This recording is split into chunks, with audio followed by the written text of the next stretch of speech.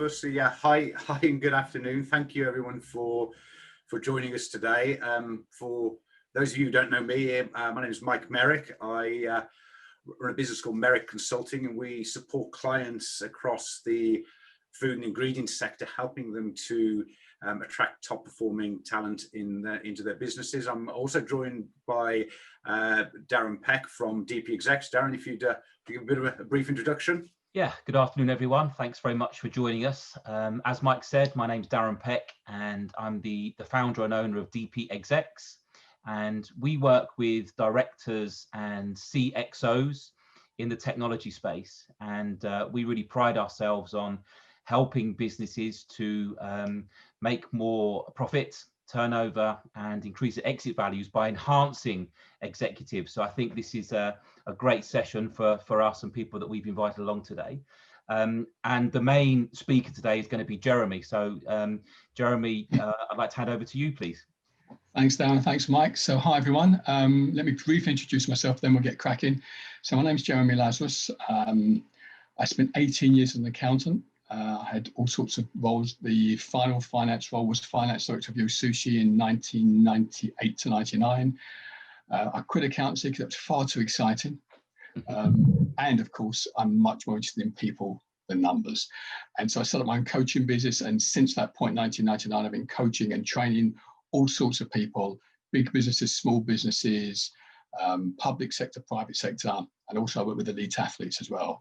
So what I want to do is talk to you today about leadership, and in particular, a 360-degree tool, which I think will be incredibly useful for you. So without further ado, I'm going to share my screen. Okay, so what are we going to cover? We're going to cover why, very briefly, why is leadership assessment and development so useful and important? What is the leadership circle profile? Why is it different? Why is it different, that is, from other 360-degree profiling tools? The 8 categories within the leadership circle profile, and you see there 5 plus 3. I'll keep you curious a bit longer to explain what that 5 plus 3 is about. Using the information within the leadership circle profile, the main uses of it, and the procedures or steps and costings and next steps. So some of this is going to be very, very obvious. I'm going to go through some bits very quickly. Other bits I'm going to take a bit more time over. So why assess and why develop leaders? Well, here are some reasons. I'm sure you can think of others for yourself. So leadership is a key factor in the success of any organization. Ineffective leaders can cost lots of money. So if you've got poor leaders at the top, they're going to make bad decisions, not going to take people with them.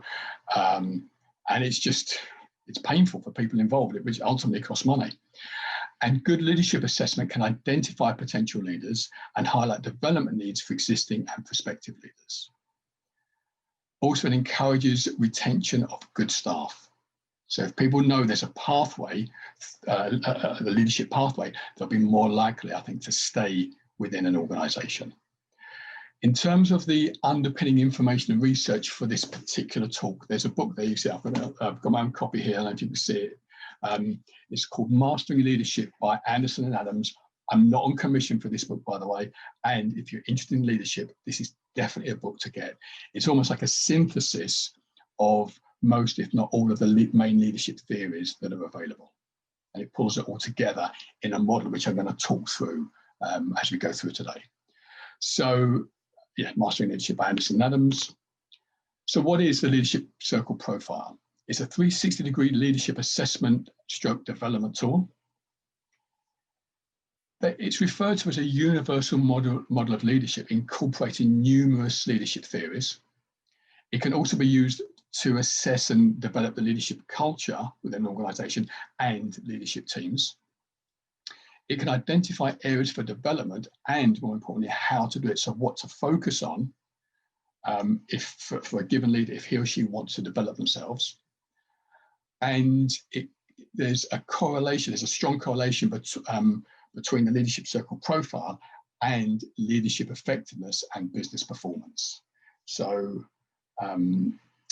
it's really useful. It's not just a theoretical tool. There's evidence that this is really correlated to leadership effectiveness and business performance.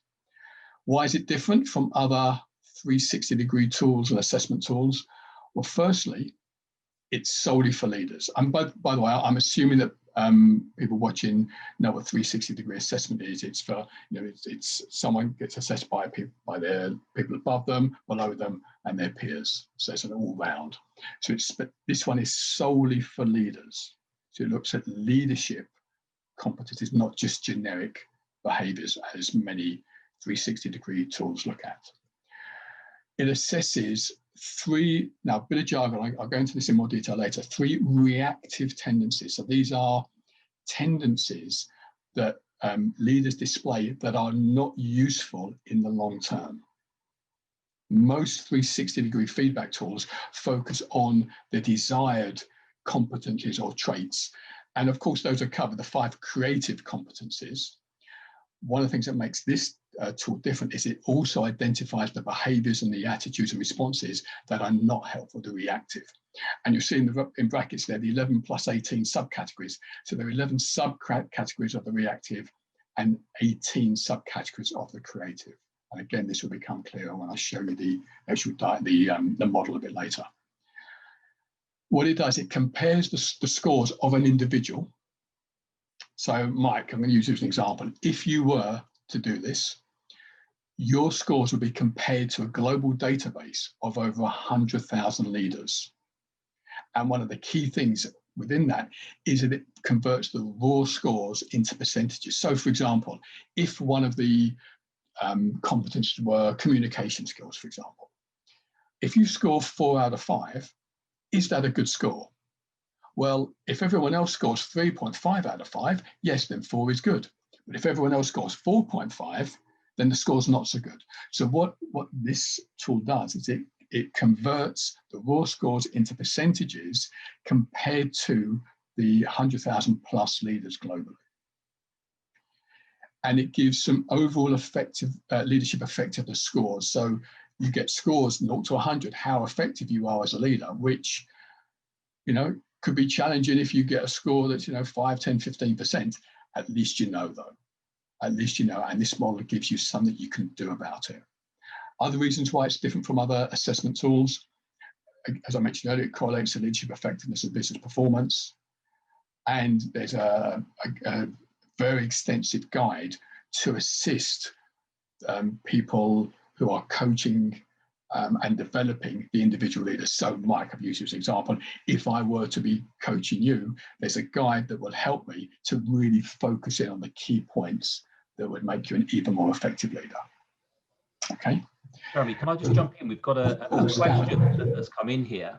And the question is that giving the different scores that people can get, then is that something that you can then use for appraisals or for coaching in different areas in the report? Yeah. So, I mean, obviously there's ethical issues around appraisals per se, using 360s and assessment tools for appraisals. But in terms of coaching, absolutely. Absolutely. Whatever the scores are, unless someone scores 100% on everything, and even if they score 100%, you can say, okay, what would make it even better? Yep. For most people, they're not going to score 100% on everything. It will highlight the areas for improvement and what they're already good at, so they can do even more of it. Great. Yeah. Great. Thank you for that question. So let's move on. So in summary, the highlighted areas there, the highlighted points, are the key reasons, I think, why the Leadership Circle profile is different from others. Okay, so Darren, Mike, are there any other questions? Or this is one other question popped up in the chat box, Jeremy. That was in terms of the database of 100,000 leaders. Yeah. How has that been compiled, and is that across various different industry sectors? Yeah. So basically, the developers, so Anderson and Adams, they've got their team, the Leadership Circle organization. They've done this, I don't know exactly how long, but for several years, and they've developed the database of leaders who've gone through this program. In terms of industries, it's across industry, across sector. And I think one point here is that I think leadership is you can be a leader with an effective leader without necessarily being a specialist in a particular industry. So if you're an effective leader, you can move from industry to industry. You can pick up the knowledge about how the automotive industry works or how the restaurant industry works. Leadership skills are leadership skills, which of course can be developed. I think they go across context though. Okay, that's good. Thank you. Okay, no, thank you. So I want to move on now to a little bit more detail. I mentioned the creative and the reactive competencies. What I want to do is let's look at the creative competencies first. Now these, so bit of jargon here, creative, you see it's in inverted commas. Think of these as useful leadership competencies. And the word creative, the reason this word is used is that an effective leader will help create the environment that he or she wants around them. Whereas reactive, they'll tend to react to circumstances. Okay, so the creative competencies are, first one there is relating, and you see in brackets there, bringing out the best in people, groups and organizations. Self-awareness, so people are into ongoing development and I've got it in a self-awareness. Authenticity, ability to relate to others, authentic, courageous, and with a high degree of integrity. And leadership is an expression of your true self if you score high on authenticity. Systems awareness. So awareness is focused on the whole system improvement and on community welfare, not just on, for example, profits. It's a bigger picture. And then achieving. So they offer visionary, authentic, and high achievement leadership. It's about getting results. It's not all about relating and being nice. There's also a focus on results. And different leadership models will be not dissimilar to this. This is, I'm sure if any of you, those of you watching, these are not a surprise to you. Okay. Mike, down any questions on this, or should we move on? Nothing. Okay. No. So let's now look at the reactive tendencies. So remember, these tendencies can get results in the short term. It's just that they've been proven not to be effective for long-term results. And generally, these reactive tendencies are developed in early years to fulfill a child's natural need for security and belonging. So this is based, a lot of this is based on adult development, theories of adult development, primarily by Robert Kegan. So the first one I'll talk about is complying. So complying broadly is where the leader will comply with expectations. They won't rock the boat. They won't necessarily speak up and really challenge things. They'll go with the flow more than is helpful. Protecting. So this is, the idea here is that they remain withdrawn or distant or hidden, a bit aloof. It's almost like, well, look, I know the answer. If you guys can't see, my way of thinking, I'm not even going to bother wasting time with you. It's a little bit like that, very aloof, cynical, superior, and or highly rational. And then controlling. So this is about, I guess, power over people rather than power with people. So it's results are so important to them that they'll do it almost at the expense of relationships. It's about power and control. Okay, so now within these 3 reactive tendencies, there are 11 subcategories, and similarly with the creative, there are 18 subcategories. So any questions at this point before I go into what the report actually looks like? No more questions currently. Good. Okay, so I'm now going to come out of this and go into this. Now I'm about to, in a moment, show you what the actual report looks like. It's in a graphical form and in a circle. There's a lot of information on it. So when you see it, just relax. I will show you, I'll explain the information to you. So this is what it looks like. And you can see it's in the form of a circle that is called the leadership circle. You'll see it's split into two halves. At the top, there's creative. I'll zoom in so you can see the details in a minute. There's the creative half at the top. There's the reactive half at the bottom. On the left, there's relationship. On the right, there's task. And there's, if you look at here at 9 o'clock, so you see the bar there, this will show you to what extent the leader has a creative or a reactive score. And at the bottom, it will show to what extent how effective they are as leaders, leadership effectiveness. Okay, there's a couple of other bars which if there's time, I'll come to later. So looking at the graph, what you've got the very inner circle, the black dot that says identity. That's the person who they really are. There's an inner circle and an outer circle. The inner circle is a summary of the outer circle. And you'll see the green bits, the green shaded areas, are the scores that the evaluators, so Bob Jones here, you see it's a sample report for Bob Jones. Bob would have at least 7 people who are evaluating him, going online to fill out a questionnaire that takes 20 to 30 minutes. And the green bits are the score. The thick black lines are Bob's self-score. Okay, so immediately you can see that there are certain gaps between Bob's self-score and the scores of the other people, the evaluators. So that's something that could be highlighted. What we'll do, I'm just going to zoom in a little bit on the creative section, and you'll see here relating, self-aware. Mike, Darren, can you see this? Is it if I zoom this big enough? Yeah, that's fine. That's good. You can see the upper circle, so relating, self-awareness, authenticity, systems awareness, achieving.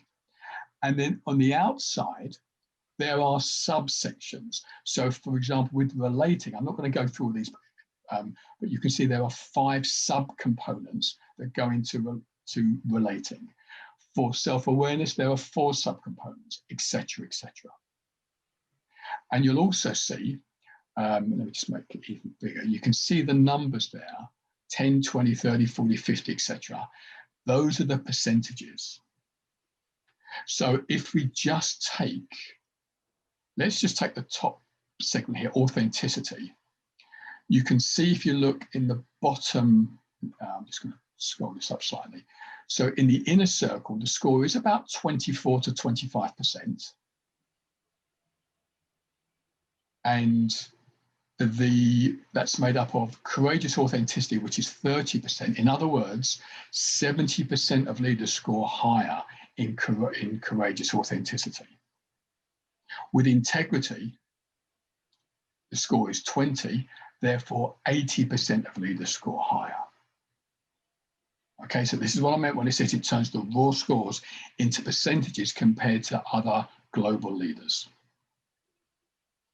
Okay, and you know, we could do this with all of them if the principles are the same for each segment.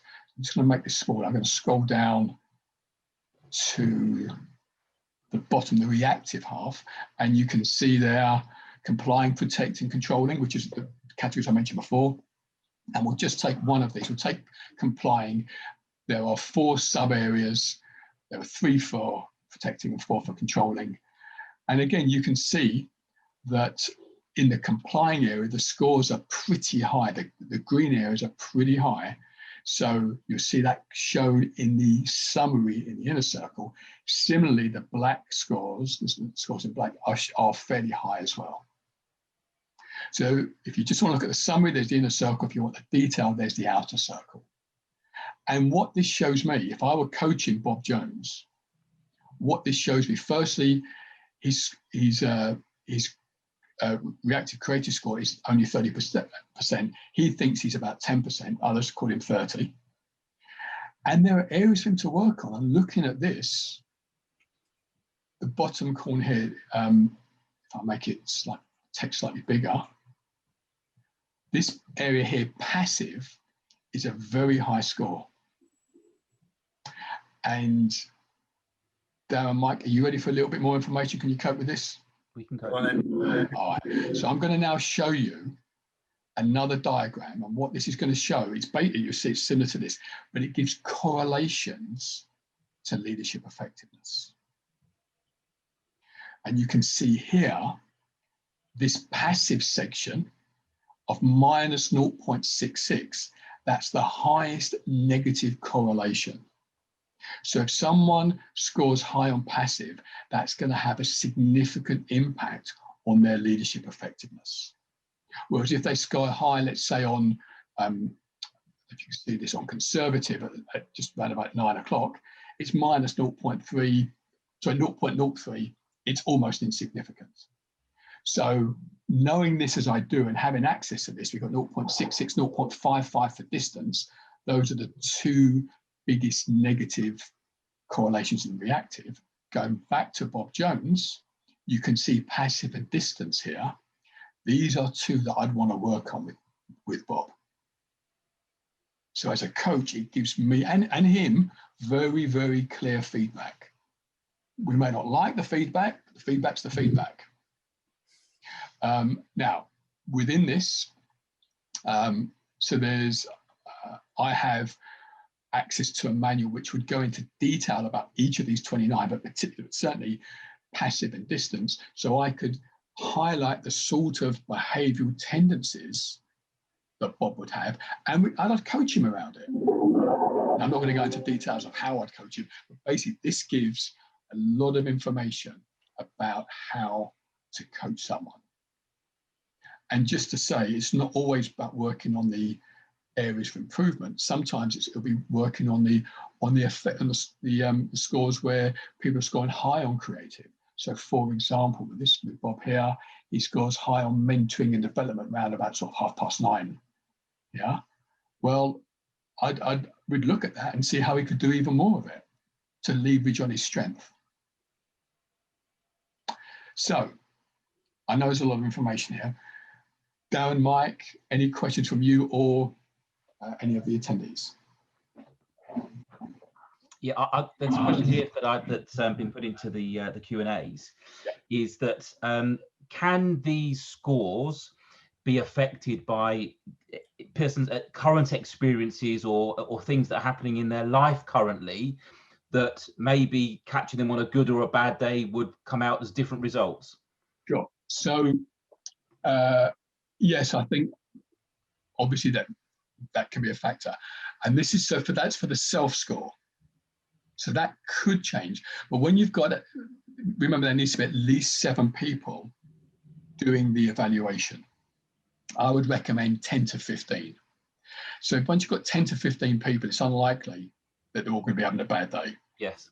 So that would give you, and it would, I mean, I've seen one situation where someone only picked 7 evaluators, and one of them was an ex-boss who he left that organization on really bad terms. So the ex-boss, the scores clearly skewed the overall score. So I would say pick a representative sample, but have at least 10 to 15.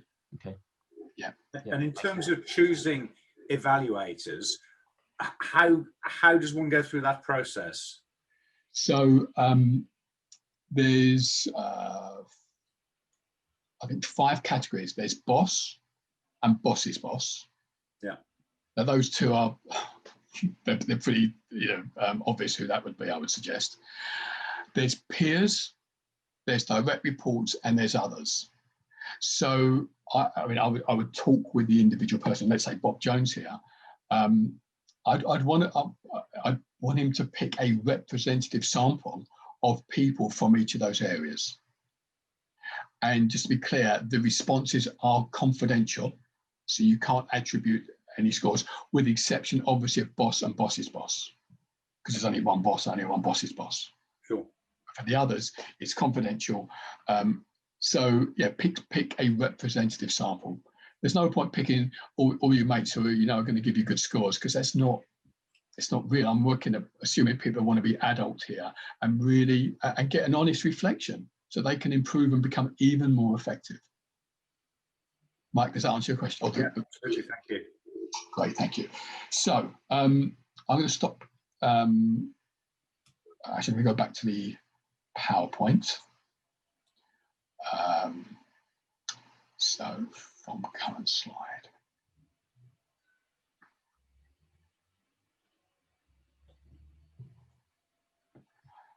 Okay, so what I'm going to suggest you do is just to reflect. So I'm going to give you a few minutes to this. You can see on the right-hand side here the traits, the main, the 8 traits, the 5 plus 3. So just to reflect for yourself, with what you know of yourself, which creative competency do you think is your strongest, the highest score, and which would be your least strong in the green creative? And which reactive tendency do you think would be your lowest score and your highest score? Remember, highest score for reactive is going to be least useful. You don't want to be getting 95% on reactive, ideally. Okay, so I'm just going to pause for just a couple of minutes, just to give you time to reflect on this and to ask yourself, what are some of the actions and insights that you could take from this exercise? So I'm just going to be quiet for a few moments to let you do that.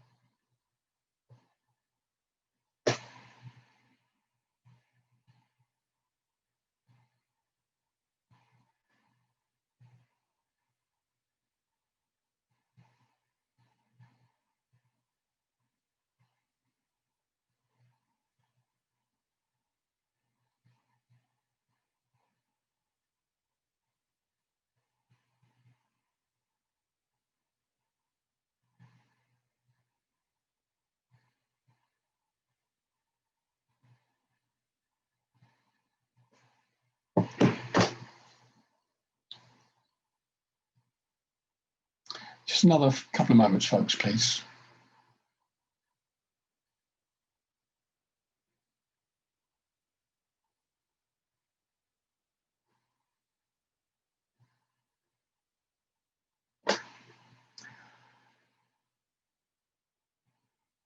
Okay, so if you could finish off there, and obviously if you need more time, you can go back and look at this afterwards. So I'm just wondering what insights and comments or questions you have, and I realise this is might be very private, so you might not wish to share some of these.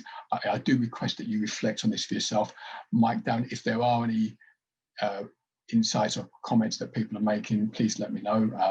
If not, we'll move on. No, nothing in the chat room. Sorry? There's no questions in this chat here. Okay. Sorry, there's one of the questions come up over here is in terms of using this as a tool for self-evaluation, how accurate and how useful is that? Okay, so I think, well, one of the categories is self-awareness. Sure. So it depends how self-aware you are, I guess. Yeah, absolutely. And I think it's useful. It makes you think. So and I'll talk later about how everyone can do a free self-assessment. So they can go online and I'll give them the link. They can do a free self-assessment, and I think it's useful to do that because it will make you think about what you can improve, what you're doing that's good already. I think it's more useful to get someone else, to go through the full process, because then you get some reality around it. And in answer to your question, I think it gives you some benefit. It is useful up to a point. Okay. Thank you. Okay. Sure. No, thank you. Okay. Are we good to move on, Mike and Darren? Guess we are. Okay, fine. let's look now at some of the main uses of this, and I'm sure this will not be a big surprise to people. So it's useful for leaders to seek coaching to improve the scores to become even more effective as a leader. So leaders can get coaching to improve the scores. Recruiters could use this as part of an assessment process. Obviously, be mindful of the ethics around using any assessment tool for, for recruitment purposes. HR directors, CEOs, you could assess the strengths and development needs of existing leaders or prospective leaders and leadership teams. And there are probably some other uses that other people can think of. I mean, I know Mike and Darren, you've been in recruitment for many, many years. But other thoughts around other uses apart from the ones I've mentioned? Yeah, we've got someone here who's commented that it would be, we some of the people who are online here with us are involved in the private equity space or venture capital space. Oh, yes. And so, someone said here that it would be really good when you're assessing either investing in or taking over a business, that you could look at the people in the business and see where they're at and see where you can either, really help them to get them where they need to get to, or have the conversation, are they going to get there, frankly? Yeah, absolutely. Private equity, absolutely. Investors, yeah. Mike, anything from you or nothing on the side note at the moment? Yeah. I know we've spoken about this, I think. Yeah, it's pretty extensive. So, so just a little bit about the process. So if somebody wanted to have the leadership circle, if an individual wanted to do it, Bob Jones, for example, you identify at least 7 respondents or evaluators, and we've kind of touched on that, the sort of people that would be. Everyone does an online questionnaire, which takes 20 to 30 minutes. There's 124 questions, and it's on a scale of 0 to 5. So there'll be a question, and then you rank it 0 to 5, basically. Then once the reports are pulled off, there'd be a 90 to 120 minute debrief with an accredited leadership circle profile coach, highlighting the areas to work on.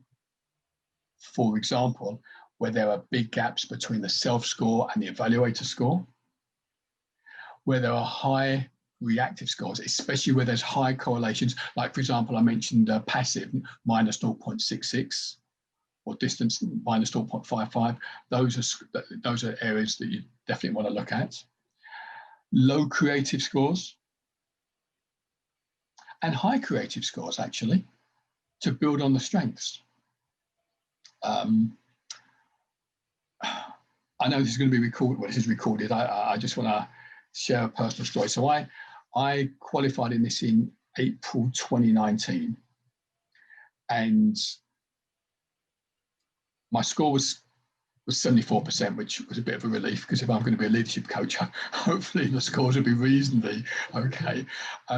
And whilst there were some reactive areas to work on, absolutely, there were some high scores, and one of those was around relationships. So I tend to build pretty reasonable relationships with people. And so the coach or the trainer on the call said to me, build on this.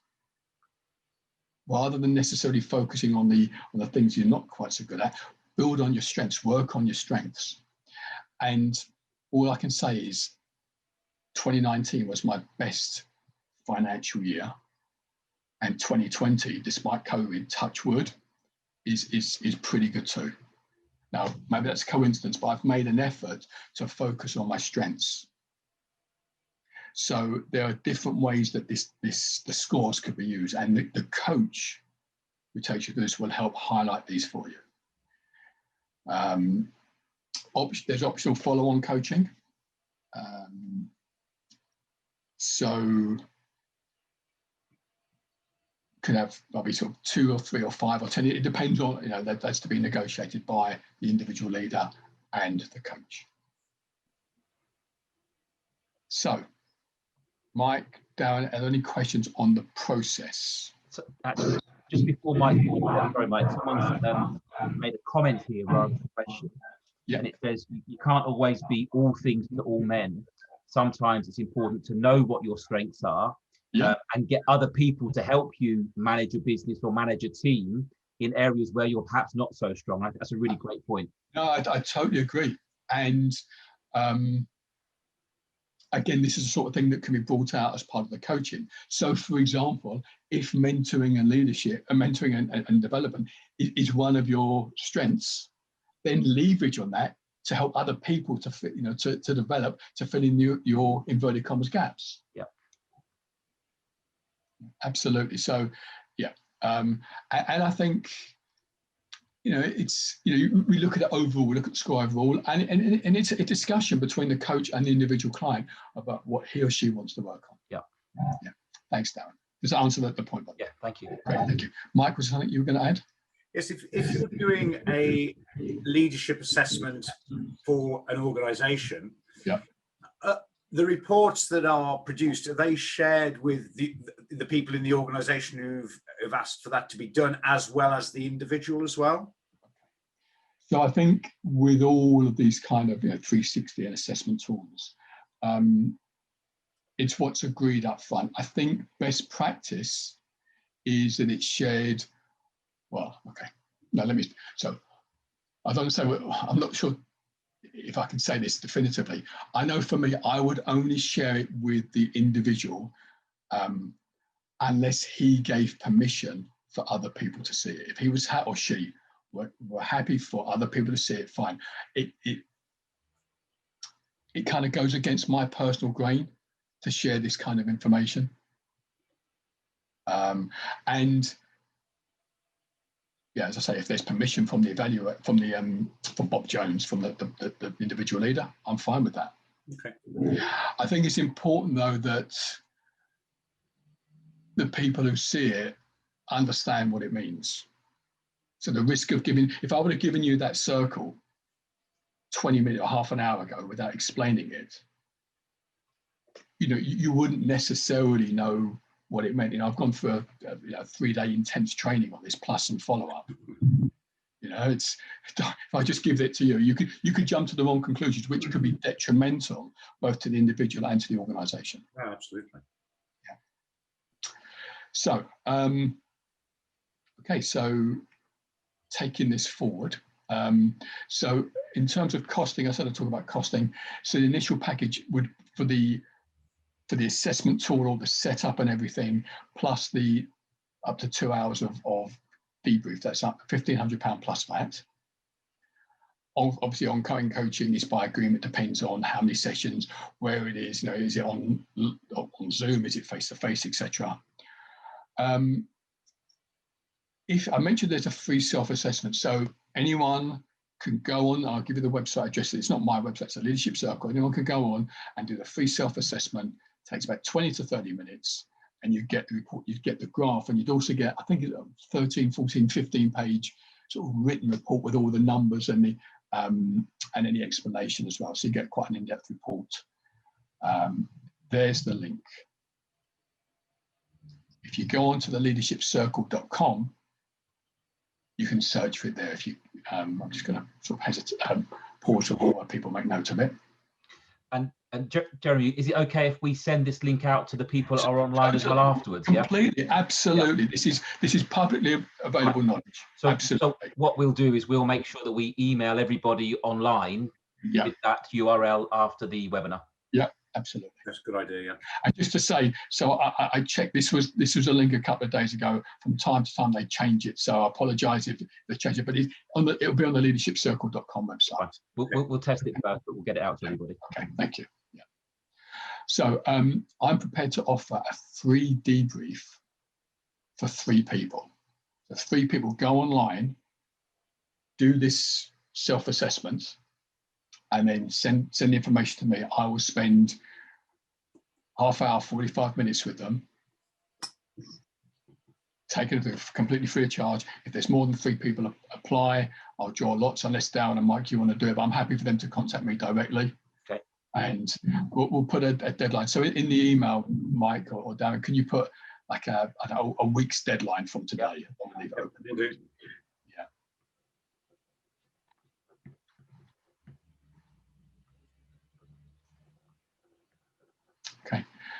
The other thing I think which is important to be mindful of is there is a team option, which firstly you can look at the lead. All the leaders could do the leadership circle, and you can compare the team, but you can also look at the culture. So what this version measures is the current culture versus a desired culture. It's using the same metrics into the same circle, but what you get is people who are answering the questions do the same questions. I think it's 64 questions, the same 64 questions twice. The first time is how are things at the moment, and the second is how would they like it to be. And unsurprisingly, you'll get people want lower reactive scores and higher creative scores. So what this does, and there's lots of detail behind that, it opens a door for leadership development as a team, as a group, to be working with leadership groups. And they can't argue with information because often it's them filling out the forms. So it's their information. So that's one of the beauties of this. Now you can also link to that. You can, and I've done this with organisations, it's very interesting actually. You get the leaders assessing themselves. Let's say there's a team of 6. Let's say the 6 leaders assess themselves using the current versus desired model. You get the 1 or 2 levels down assessing the leaders. So you compare the leaders, what they think of themselves, compared to what the people who report to them think of them, which can be very interesting for obvious reasons. I think, so I would say this, wouldn't I? I'm going to say it anyway. I think it takes a lot of guts to do this. I think it takes a lot of guts for a leader to do this assessment, knowing that sure, the score could be 80 or 90, or it could be 5, 10, 15. And even if the score is 5, 10 or 15, the point is, at least you'll know about it and you can do something. Because if it is 5, 10 or 15%, it's there anyway. And you're not being as effective as you could be as a leader. So at least if you do this, you can do something about it. You can get some coaching, you can develop yourself to become the most effective leader you can possibly be. And yeah, I've got a vested interest in saying this, and even if you never do it with me, do it with a different coach, I don't mind. For yourselves as leaders, this is really useful.